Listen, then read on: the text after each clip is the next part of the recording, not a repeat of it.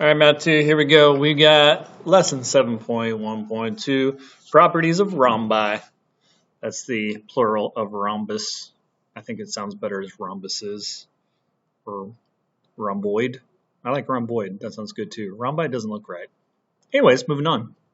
7-23. A rhombus is a quadrilateral with four congruent sides. All right, so let's mark those four congruent sides on our diagram there. So this side, this side, this side, and that side, they should all be congruent because this is a rhombus. Also called a diamond sometimes, but the real name is rhombus. Okay, so we're going to do that whole explore, conjecture, prove idea, where we kind of look at object, kind of see if we can play around with it a little bit, and we come up with some ideas, and then we prove it using a proof. That's why it's called proof. Anyway, so we mark the sides that are supposed to be congruent. That's how we're exploring it. So we're kind of looking at that. Now we're going to make a conjecture what might also be true of a rhombus, just kind of looking at its shape. Well, it looks like, maybe, possibly, that the opposite sides look like they should be parallel. It looks like a rhombus is a parallelogram. So we think that might be true. So the opposite sides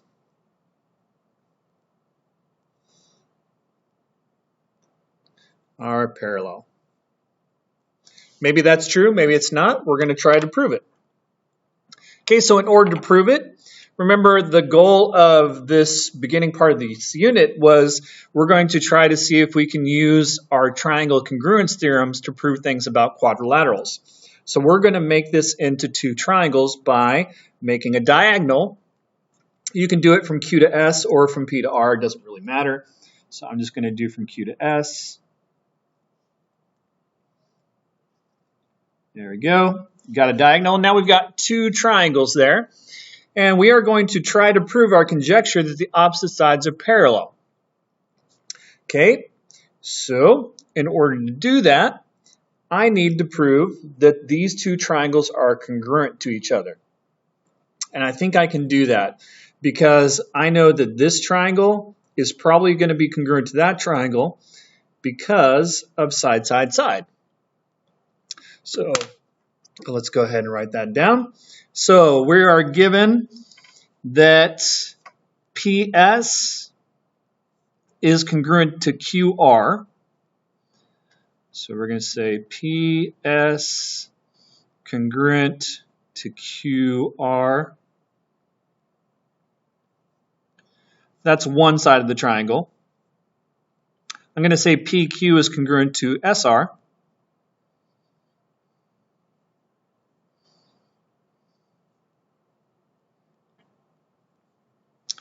That's also given.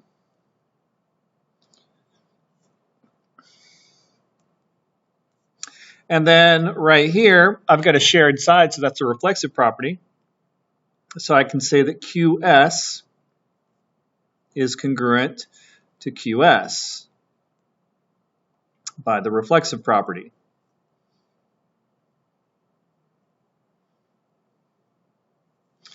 Okay, so these three statements together lead me to the conclusion that those two triangles are congruent to each other.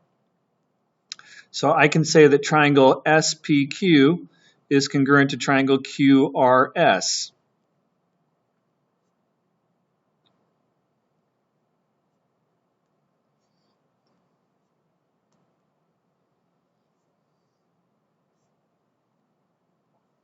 And we said our reasoning for that was side, side, side. Now, because those two triangles are congruent, we can now say that this angle here and this angle here are congruent to each other. The triangles are congruent. And on this triangle, angle S was the first letter. On this triangle, angle Q was the first letter. So those two correspond to each other. And since this statement says that the corresponding parts are congruent to each other, we can now write that statement. So from this statement, we can now say that angle PSQ,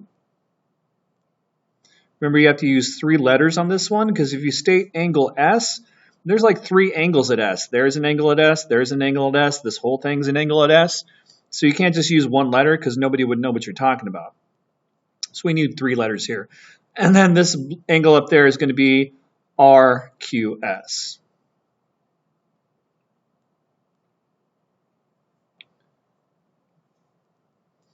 And our reason is CPCTC. CPCTC. Corresponding parts of congruent triangles are congruent. Basically, we just proved these 2 triangles are congruent, so everything we haven't marked yet has to be congruent to each other. All right, the other thing that I can take away from this is that this angle here should be congruent to this angle here, because from this triangle, this is angle Q, and from this triangle, this is angle S. So Q and S are the last 2 letters, so they have to correspond, meaning they have to be congruent. So we can say that angle, let's see, PQS is congruent to angle RSQ.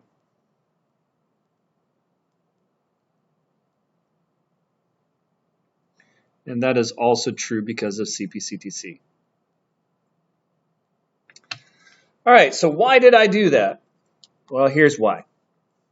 At this point, we know that this angle right here and this angle right here with 1 tick mark on them, those are angles that are alternate interior angles.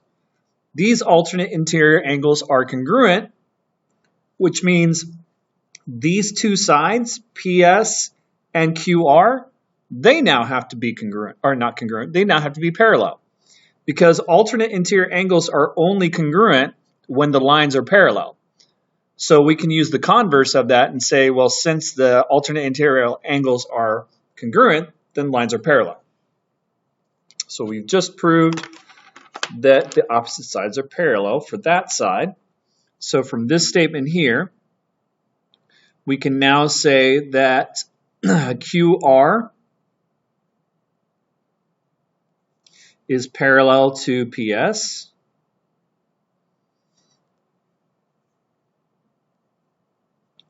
Because alternate interior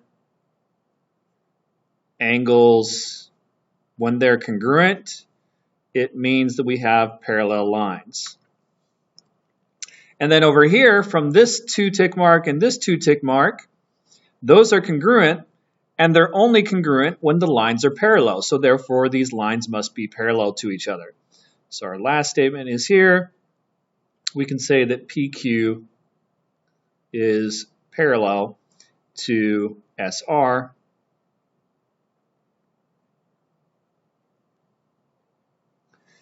For the same reason over there. The alternate interior angles are congruent, which leads us to assume that we have parallel lines there. So basically, we've just proven that a rhombus is a parallelogram because we've got 2 sets of opposite parallel sides. All right, more properties of a rhombi. So at this point, we're going to look a little bit deeper and see if we can find anything else out about the diagonals of a rhombus. So we're going to write both of our diagonals first as our exploring section. We're just going to see, hey, what happens when we make 2 diagonals here? All right, so I got 2 diagonals. Remember, this is a parallelogram, so we can obviously state that this side, this side, this side, and this side are congruent because that's the definition of a rhombus. All right, so we explored, we added 2 diagonals on there because we felt like it. Let's go ahead and call this center section, this intersection, let's call that T, just for funsies. All right, so now we're going to look at this and see if we can come up with any conjectures for these diagonals. Can we find out, is there any relationship between those diagonals? We kind of did the same thing with a kite. And it kind of looks like it, but it kind of doesn't. It kind of looks like these 2 diagonals are perpendicular to each other. So I think the diagonals might be perpendicular.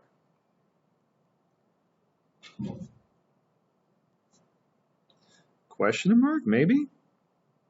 Now it does look like those diagonals are cutting each other in half. So it looks like the diagonals are bisecting each other.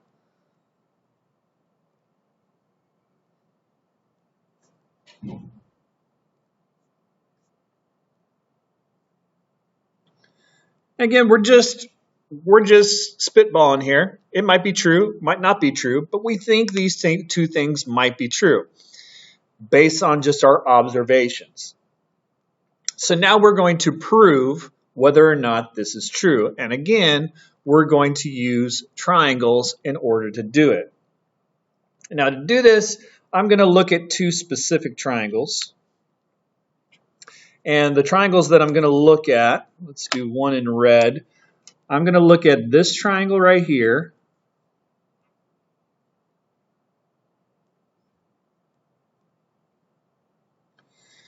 That's going to be one of my triangles. My other triangle that I'm going to look at is this triangle up here in blue. All right, I would really like to prove that those two triangles are congruent, because if I can do that and prove they're congruent, I can prove that this side is congruent to this side and this side is congruent to that side, proving that they bisect each other. If I can also prove that these are right angles here, that would be super helpful too, because then that would prove that these are perpendicular to each other. So let's get on with proving that. Let's go ahead and prove that the diagonals bisect each other. I think that's the easier one to do. So I'm going to prove using these two triangles that the diagonals do indeed bisect each other.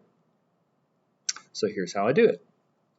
Step one, I'm going to state that PQ and SR are congruent to each other. That's given, that's just the definition of a rhombus. So PQ is congruent to SR.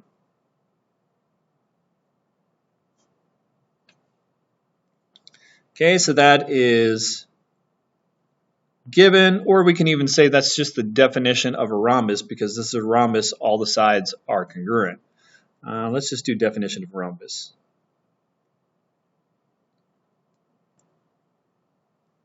Remember, I'm trying to prove that this blue and this red triangle are congruent. All right, so there's one thing marked. What are we going to do now?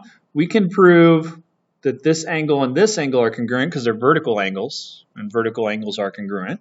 So let's do that. So let's say that angle PTQ is congruent to angle STR.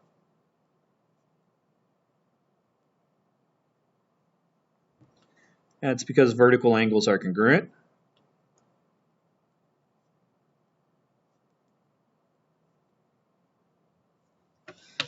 All right, I've got two things. Remember, you need three things in order to prove that they are congruent triangles.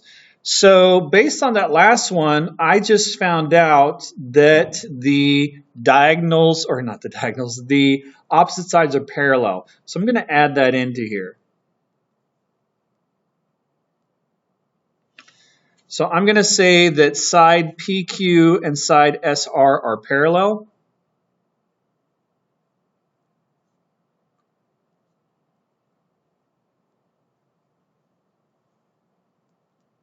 And that's just because we proved earlier that a rhombus is a parallelogram.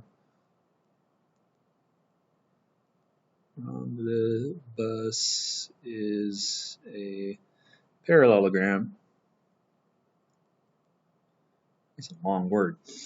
All right, and since they're parallel, that means alternate interior angles are congruent. So that means I can prove that this angle here is congruent to this angle here. So I can say that angle PQT is congruent to angle TSR?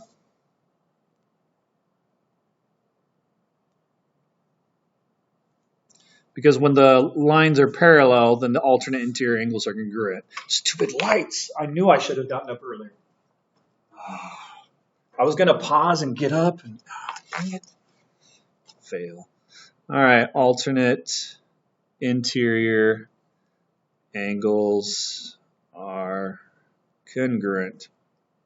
Okay, because of these three statements, I've now proven my triangles are congruent by angle, angle, side. So I'm going to say this, this, and this help me prove that triangle PQT is congruent to triangle SRT.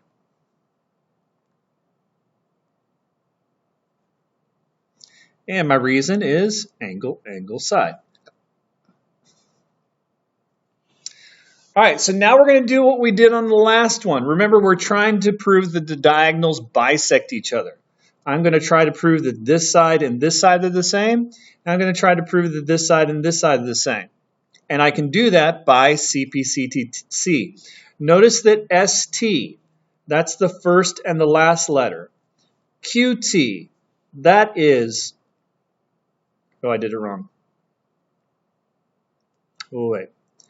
We got ST, SRT, wait, PQT, and, oh, I did it backwards, RST. There we go, that's better. All right. ST, that's the second and third letter. And QT, that's the second and third letter. Those two are corresponding parts. And we know that the corresponding parts of triangles are congruent once we know the triangles are congruent. So this side is congruent to this side. Almost really messed that one up. Sorry. So let's use red. So I can now say that ST is congruent to QT. Dang it, QT. It's not going well, people. Not going well. All right, and that reason was CPCTC. Okay, on the other front over there, I can say now that this side here, PT, that's the first and last letter, is congruent to TR, because that's the first and last letter. So I'm going to say that PT is congruent to TR.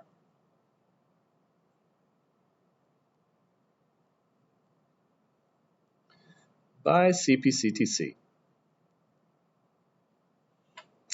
Okay, so I've just proven that these two are cutting each other in half because they're congruent to each other. So with these two statements in tow, I can now say that PR and SQ bisect each other.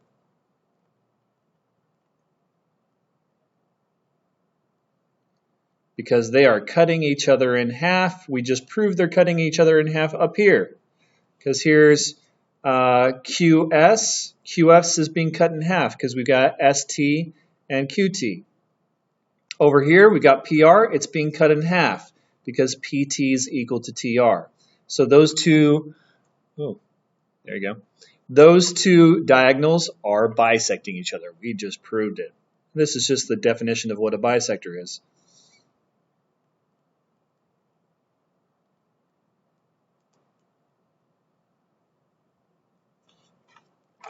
All right. We got one last thing. We have to prove that the diagonals are perpendicular to each other. So that's our next goal, is to prove that the diagonals are perpendicular. All right.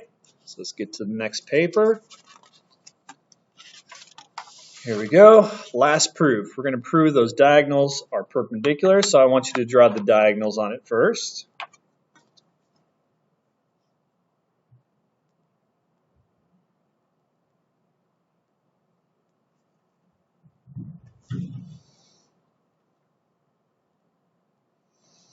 Okay, there's our diagonals. Now our goal here,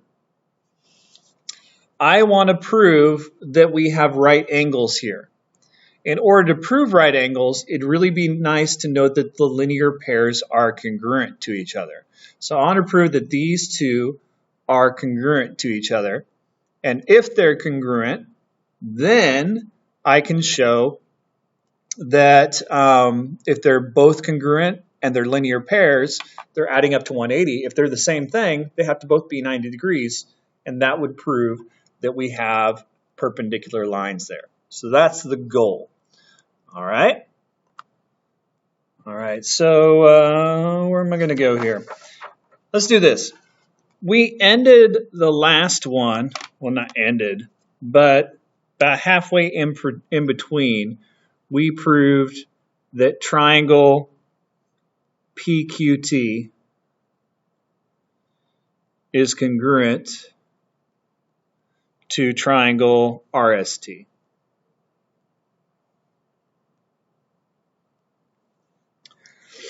All right, so we proved that earlier. What did we use? Angle side? I think so.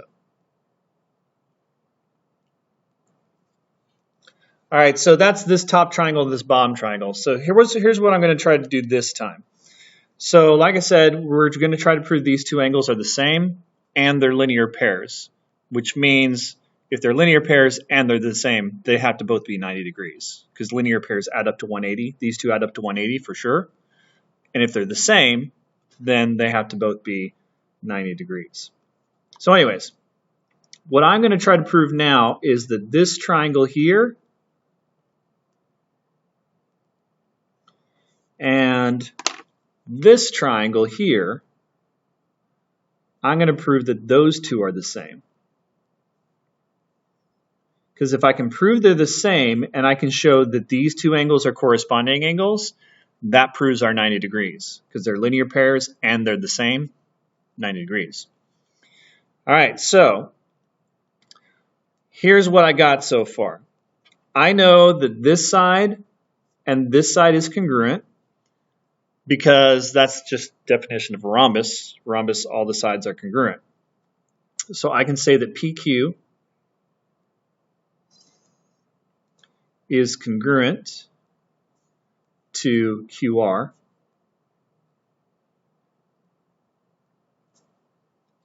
Oh yeah, we forgot to write T in the middle there. Okay, so we can write that because of the definition of a rhombus. Definition.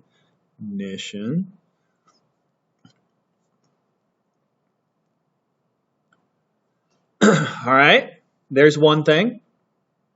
Now, based off of the statement that we did earlier, we've got PT, that's the first and last letter, and TR, that's the first and last letter. We can say that those two are congruent by CP/CTC. So PT is congruent to TR.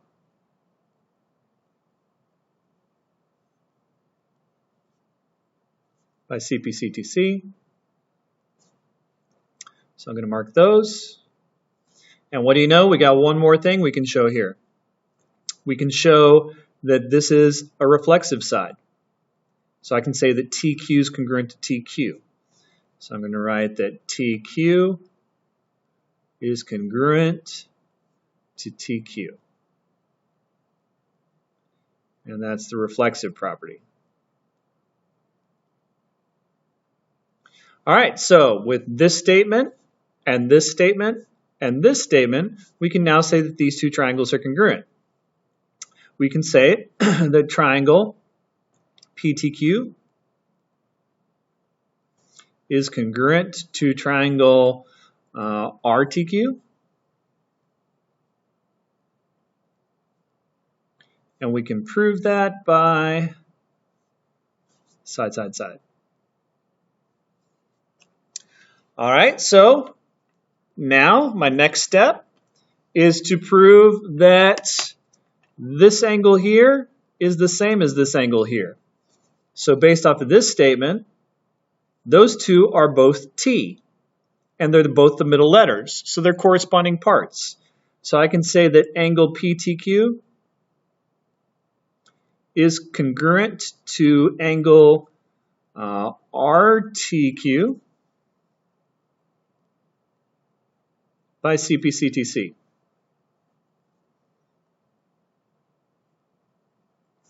Now I also know that the measurement of angle PTQ plus the measurement of angle RTQ is 180 degrees.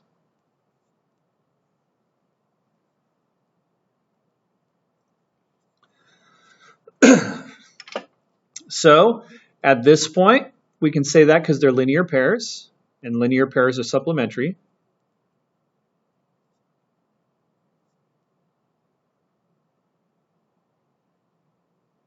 It's a long word. All right, so linear pairs are supplementary. I do know that these two measurements are the same.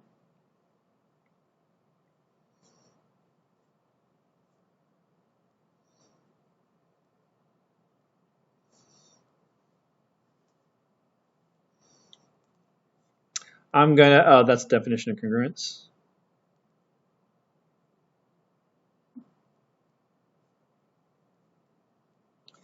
All right, so I'm gonna kind of skip ahead here.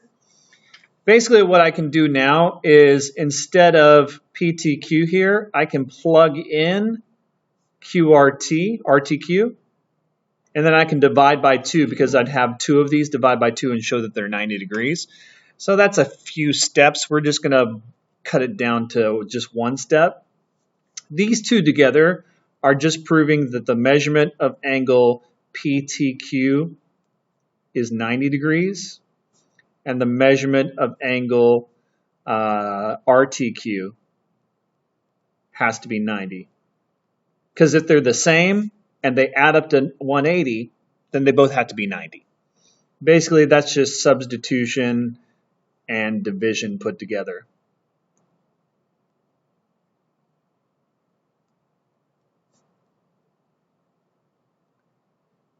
If we were doing a full-on proof, that would have taken a few more steps to do, but we're just going to move on.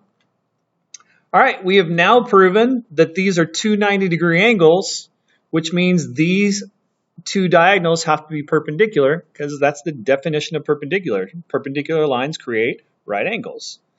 So now we can finally say that PR,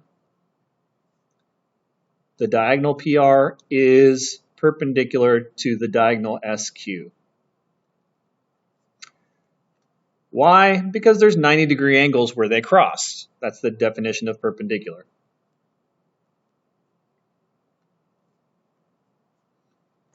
The end. All right. Good job. See you guys later. Bye-bye.